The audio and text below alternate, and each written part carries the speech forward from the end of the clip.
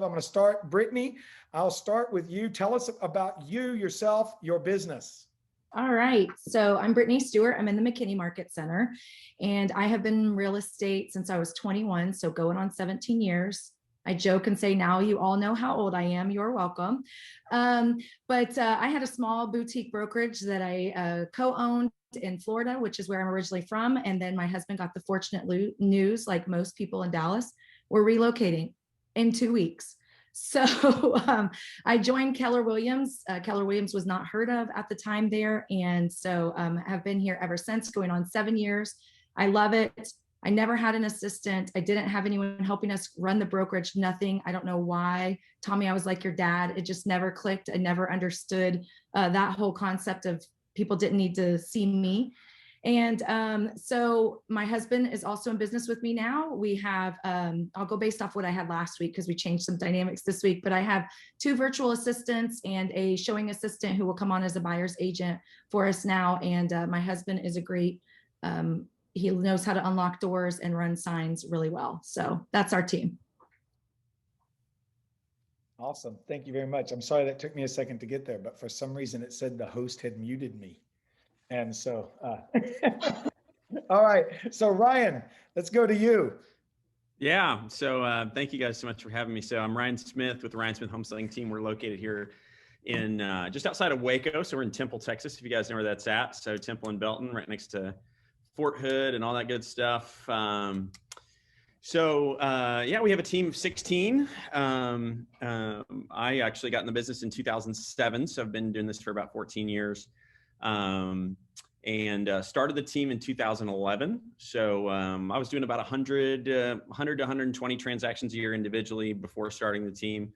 Started the team in 2011. We kind of gradually grown to where we are now, which is pretty cool. So now I think our goals for this year are to do about 310 units, 77 million in volume. And so far we're on pace. This is the first year that I am completely out of production. So I am kind of step back and get to watch everybody else run the ship. So that's been pretty fun. So yeah, that's a little bit about us. Awesome. And so let's go now. Let's have Casey. Casey, so we talked the other day, and you're a lean running machine, following really the MREA model, sitting right at not only just the MREA model, but the MREA 2, sitting right at a 4A. So tell us a little bit about your business and your organizational structure. So I have, I've had buyer's agents and I've cut back, and we are, it's myself and I'm in production. And then I have 2 licensed admin as well. And they help out where needed. And then we run with a showing assistant. And then your next hire is going to be? ISA. I'm in the process. We're so close. We're so close. So I started in the business in 2016 as a dual career agent, and did that for a full year before going into full-time real estate in 2017. In 16 as a dual career agent, I was Rookie of the Year for our market center. So that was kind of my mindset change that I can do this. So I went from there to last year in 20 and part of 21, we did have a buyer's agent on the team, and just didn't work out. And we've kind of regrouped and we're back to just a showing assistant. So guys, remember, audience, ask any questions you have for the panelists here. Pop them in the chat box. We'll make sure that they get asked as we're going through. And I'm going to ask, let's start with you, Ryan. What's the most important thing that you do on your business every day? I would say the most important thing that I can do as the leader of the organization is just keep focusing on our vision and values. So to keep pointing the ship in the right direction and keep people focused on what we're after as an organization. I would say that, and I kind of consider all that building part of the culture, right? I mean, so keeping everybody focused on what the team is really about. And then I say being plugged in too, just, I think, when I'm here, I think it's important for me to be plugged in and understand what's going on in each one of their businesses and in their lives. I think it helps the company as a whole to know that their leaders care about them. And then ultimately that leads each one of them to be, the best version of themselves. And that's really what we're after, So I would say those things, keeping everybody focused on the vision and the values that the company is about, and then being plugged into the team members is how we can serve them and help them. Love that. Casey, what's the most important thing you do every day? Show up. That's Yeah. it's just me. So I think that just showing up and like Ryan said, being and somebody else in the other panels, being coachable. I do have a MAPS coach. That is one thing that I will stick with. And it's really helped with my mindset and where I need to focus on. And just, I know that by showing up, that I'm setting the example for the next hire. I love that. That's awesome. Brittany, what's the most important thing you do every day? I would say every day is just modeling behavior that I want in my team. I work with my husband, so that's very important, that if I'm asking him to do something or requesting someone to do something, I'll do it myself. But I also think I'm big on educating. Don't reinvent the wheel within Keller Williams. There's so many wonderful speakers. There's other agents who have already walked our shoes and have already figured it out. So I love to learn. I think learning how to be a good leader every single day is top notch. I love that. Love that. So we'll start with you, Brittany, and go back here. What are the main when you're running your team and you're looking at your team, what are the key metrics you're looking at to make sure your team is running efficiently? Right. So I'm really big at setting the expectations. We do have standards, which everybody knows who's going to be on the team, from the admin to the virtual assistant to social media, everything. It's very allocated. We use, the SMART goal setting, making sure that everybody knows what their expectations are on a daily. Sometimes I can fall short, like most team members. Make sure you inspect what you expect. We get so busy and get out of the business, but you've got to go back and check those, make sure you're pushing the system. Don't push the person. Especially a lot of us that have high D personalities have a hard time because we just want to go in there and say what we want to say and jump back out. It's go back to that system. Okay, remember when you were hired, these are the standards, these are the expectation, here's the job description. Let's go back and see where you think you fall in all of these rounds. Love that. Okay, so let's take that to as we're getting to that, what metrics, what numbers, Casey, do you monitor, watch? What ones are the key metrics that are the KPIs in your business? So I track the 4 conversations: listing appointments, listings taking, closed units, and GCI. And those for me are something, obviously being in coaching, is always know your numbers. And I'll be honest with you, when I got in the business, and my broker will tell you that I was not a fan of numbers, and learning how to look at numbers in a different way has helped me grow my business. And that one thing that we've done this year is go by the 12-week year, break that down to your business into quarters. That has really helped me focus. It's not, when I opened up the books and I looked at my transactions and the history behind it, is, Q4, we were killing it, but I was exhausted. So if I can split that up over 3 other quarters, life is just way better at that. So we did it for Q1, so it was good. That's awesome. Ryan, what's your KPIs, man? How do you know you're looking and your business is running efficiently? Yeah, I think it's a lot of the same things, right? We're going to track all the appointments and the conversions at those appointments. For our buyer team, and for our ISAs, we're tracking the dials that they make, the number of times they're actually getting in touch with someone. Once they've talked to them, how many of those turn into an appointment and how many of the appointments turn into closing. That way we can kind of figure out where they're struggling. We also, from the back end of our Legion platform, we're there monitoring the metrics of how quickly they're getting in touch with the leads, and then how much they're following up with each one of those leads on a weekly basis. So each team member is meeting with their supervisor once a week, where we're going back, we're reviewing these things, we're making sure that we're meeting the expectations that the team has, and then holding them accountable to those expectations. Mm-hmm. Okay, so we have a couple of questions in the box. One of them is I'm just going to really ask about the second one. So here we go. Start with you, Casey. Okay. How, as you are beginning to work, you got like a showing assistant, you had a buyer's agent before, you're getting an ISA again. How do you get past, how do you make the initial jump past, or did you have any fear about your leads being stolen? Yeah, that's still a fear. I mean, it is. And it's a fear. And the reason it's a fear is because, I mean, heck, I've had 2 buyer's agents leave. So, I mean, but I just have to keep reminding myself that change is good. Change is good. And do I fear about my leads going somewhere else? Yes. But we have to remember that I have to remember that I have created that relationship, that initial relationship, and I have to, make sure. I mean, if they're doing it better, then there's a reason I lost them. So it's just I've got to stay on top of it. Mhm.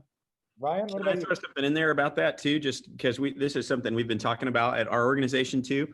A lot of that is going to come from, for us at least, a lot of it that we've done is it's a focus on how you build the culture. Because what happened is we had the same thing where we have buyer agents come, and then a lot of times this might have been my friend that, like, I introduced my friend to a buyer's agent, and then they go buy a house. The next thing you know, the buyer's agent leaves, and then my friend goes with them. And I'm like, well, hey, like, wait a minute, like, you were my friend first, Yeah. So we've just kind of taken out of the vocabulary of the team that this is my client, because it's not your client. It is our client. We are in this together. You're not the only person that's serving them. There's a whole bunch of other people on this team that are serving them too. And so then once they close, then we begin marketing them back as the team, not just as it's one individual person's, So, I mean, there's no surefire way, but it is interesting that you mentioned that, because we've been kind of working through some of those issues, and that's what we've come up with. Mhm.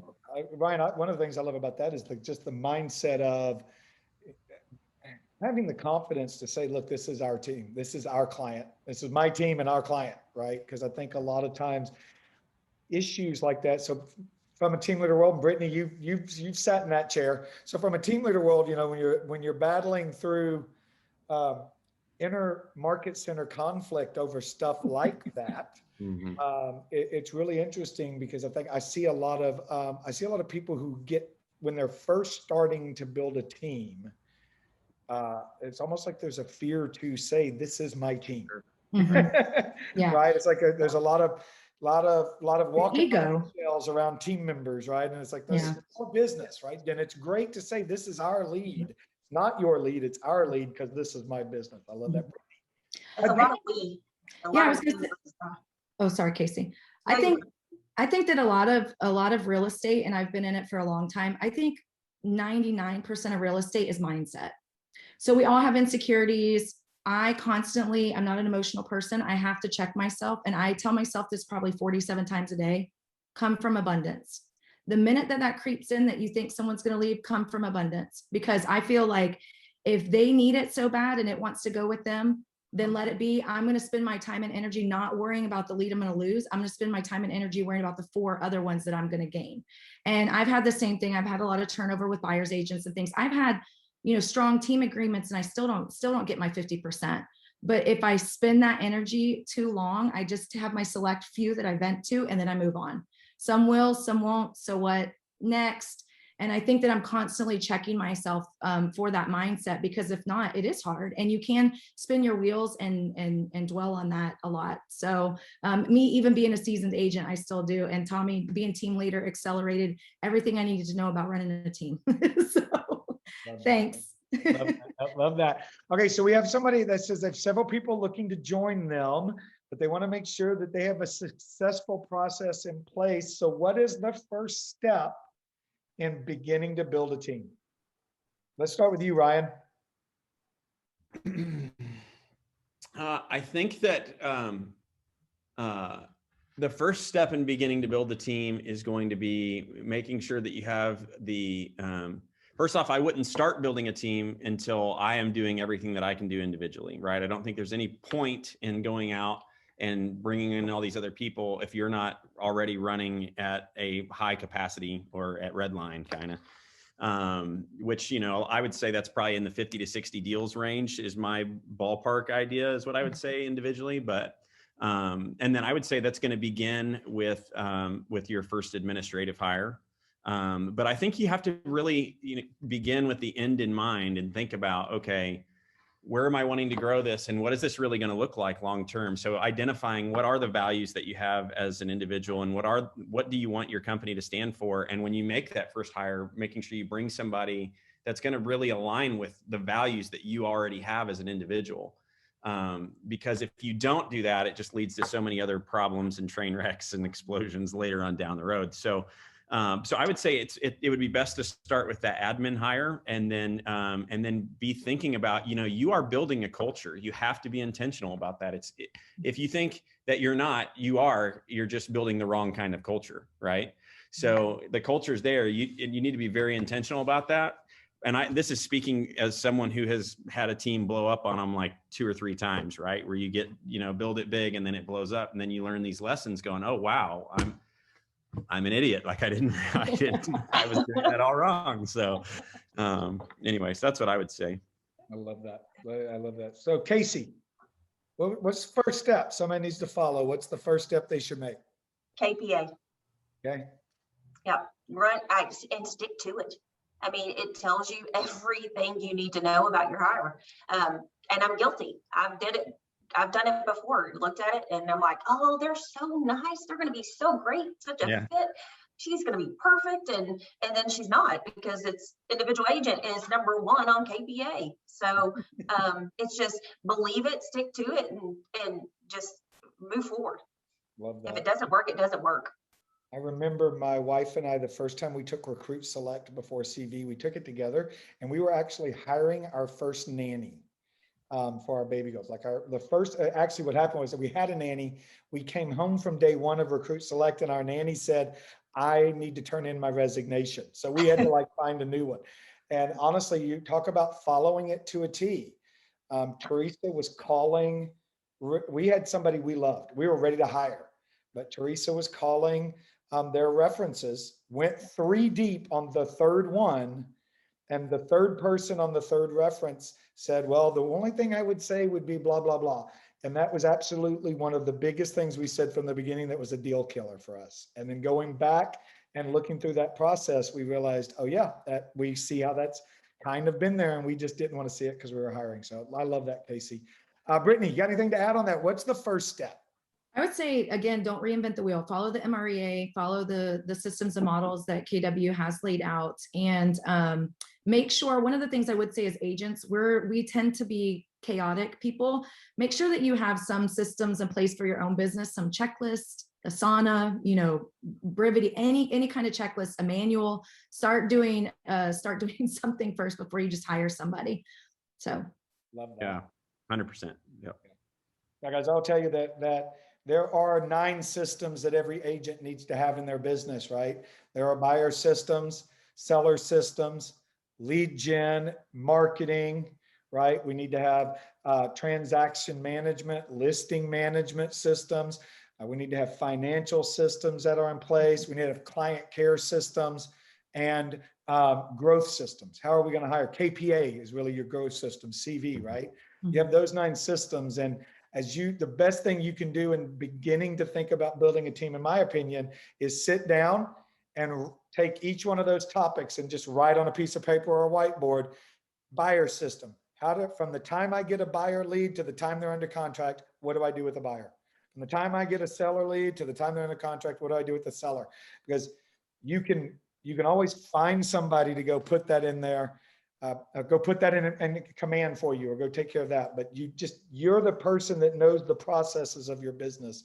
Get them on paper, get them on a whiteboard, get them where somebody can take them and make them automatic for you. All right, so we had Casey, we had a specific question for you, because you claimed you threw out there, you have 2 licensed admin, and if Brittany, Ryan, you guys have a licensed admin as well. Casey, what tasks, what are your licensed admin doing that really require them to have a license? What license tasks are they doing for you? So first of all, anybody that joins our team has to be licensed. That is a standard for us.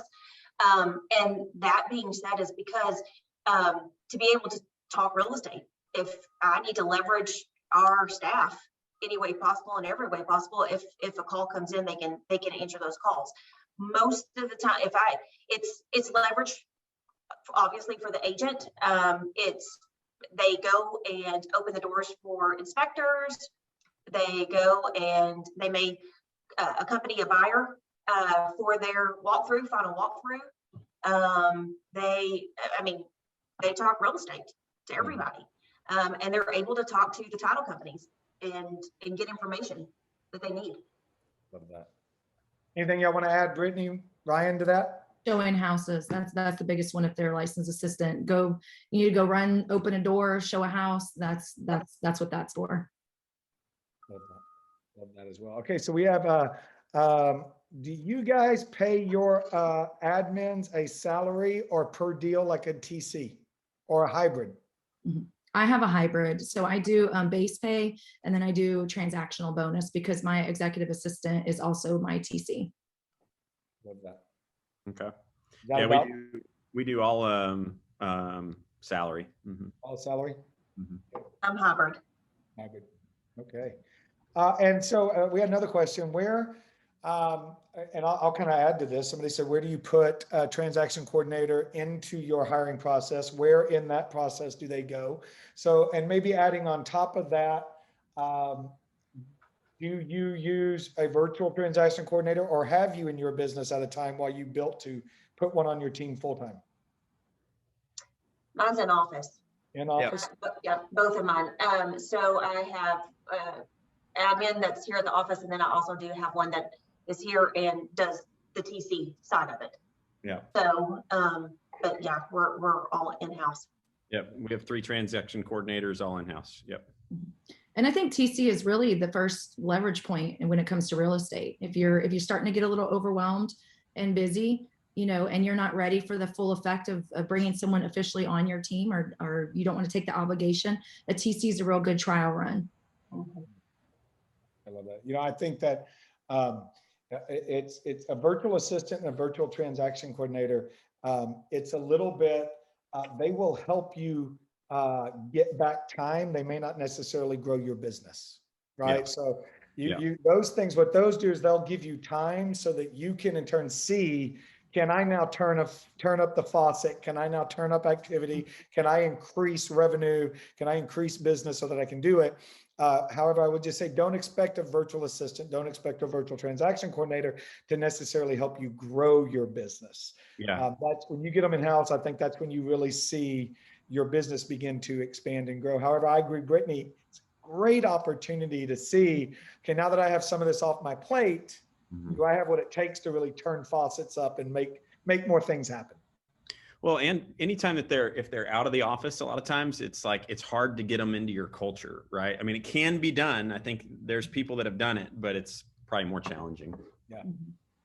And you might learn a lot from a TC, especially your in-house TC. For some of us that don't have our systems in place yet, those TCs do. So if you're hiring one from the market center, you might use them a couple of times and learn a little bit. So who on your team creates or does your social media for you? Start with you, Casey. Admin. Well, I don't have that delegate. I don't have my marketing delegated, but one of my ladies does it for us. Okay. But that is also a reason also the reason for the ISA hire is when those Facebook leads and stuff come in, she can take those off the plate. Right. Awesome. And then I have a dedicated full-time social media manager. He does a lot of different things. I run some community pages, so he finds content. I have some giving back, type Facebook pages. He finds content, develops that. He does the advertising, just listed, just sold. He utilizes a lot of that. But with Canva now and with design, it's so easy to kind of put a little bit of that on an admin's plate if you're hiring that way. Yeah. So is he's kind of a shared services. You use some wearing multiple hats as you go through that, right? Mm-hmm. Mm-hmm. He's not shared services. He's my full-time VA, but those are just the tasks in place for him. Yeah. Same for us. We've got full-time marketing person here on staff. We call her our director of WOW. So she's there. She gets and does all of our social media, all of our just listed, just sold, all that kind of stuff. But she's also there. One of her other job tasks is to identify people that we have served in the past and make meaningful impressions on our past clients on a daily basis. So that's kind of wrapped up into the marketing side of it. But yeah, that's her dedicated thing. So what do you mean by that, Ryan? Do you mind? So like for example, we on our Facebook page, we have like our past clients. So every person that we sell a house to, we put them in a past client group on Facebook. And then when Sally comes to work every day, she can go to Facebook and only pull up a Facebook feed that is only our past clients. So like they don't see anything else. Like, but it's like if Junior scored a goal in a soccer game, or Mitch hit a home run, well then like Mitch will get a card from Ryan Smith Homeselling team in the mail that says, "Hey, congratulations on your home run. That was a great hit," or something like that, And so we do a couple of those on a daily basis, and past clients love them because it's like you're like dialed into their life is how they feel, And so the downside sometimes is because if it's signed for me, every once in a while they're like, "Ryan, thank you so much for that card." I'm like, "You're so welcome." So I have gotten in trouble once or twice, but overall it's been great. So. All right, guys. So one last question. I will go through. I'll start with you, Casey.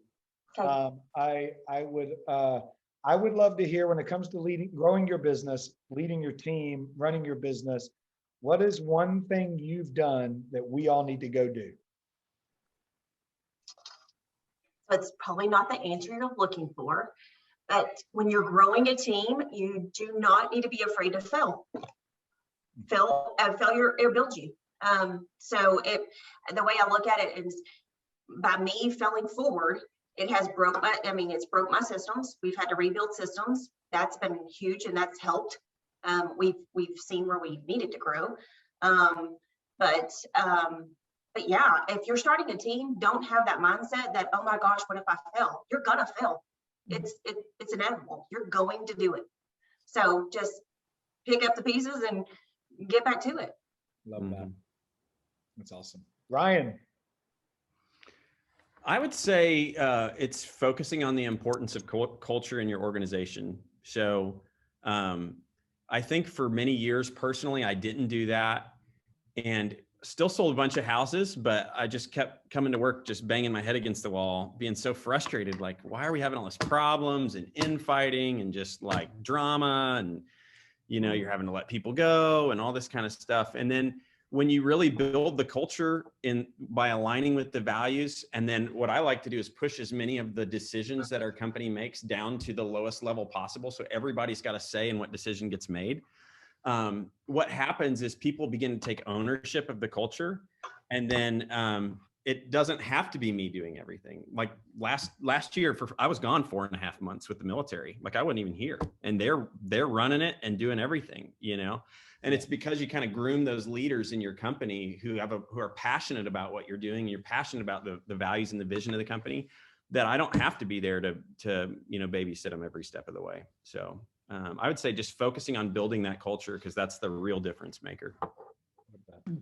All right, Brittany, bring us home. What's the one thing you've done we all need to go do right now? Treat this like a business. Real estate is not a hobby, unless you want it to be a hobby. Then it can be a hobby. Treat this like a business. I think we're one of the only industries that doesn't wake up every morning like you're a CEO. This is a business.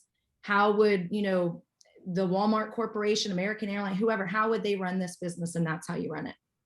That's great. Thank you, guys. I want to thank all three of you. Thank you, Casey. Thank you, Ryan. Thank you, Brittany.